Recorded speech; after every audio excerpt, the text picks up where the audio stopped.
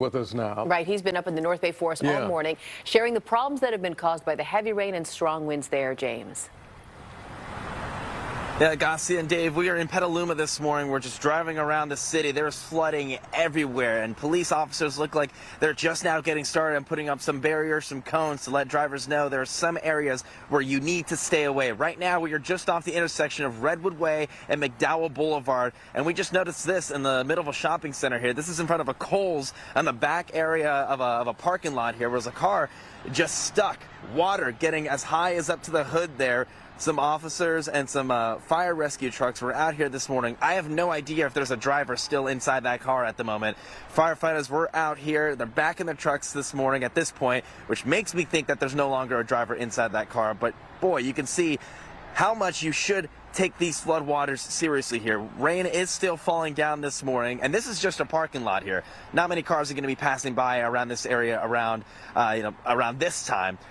But the roads that lead you up here, again, McDowell Boulevard and Redwood Way, that still has plenty of flooding here. We were struggling to get through here. Each of these drivers going very slowly this morning, make sure they had a very good handle on their steering wheel this morning, and that has just been the story all morning long. We had flooding that caused some trouble on 101 if you were heading down Marin towards San Francisco, toward those bridges.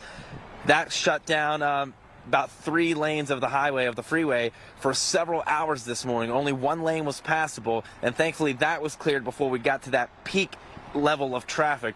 All those lanes are back open this morning. But I'll take you live back out here in Petaluma, because some of this floodwater is just everywhere. I mean, when I first came out of the car and looked out on this parking lot, I thought it was just some roadway, and then the flooding just got deeper. But now I've noticed, holding my balance here, this is actually just some pretty deep flooding. If I can probably stick my entire leg up until my knee to actually get a feel of just how deep those waters are, and they run very, very deep here, as you can tell based on the car with the water that's risen above that front hood. So we just saw firefighters from Petaluma here that might have just taken off in the scene here, so that makes me think there's not anyone left in that car.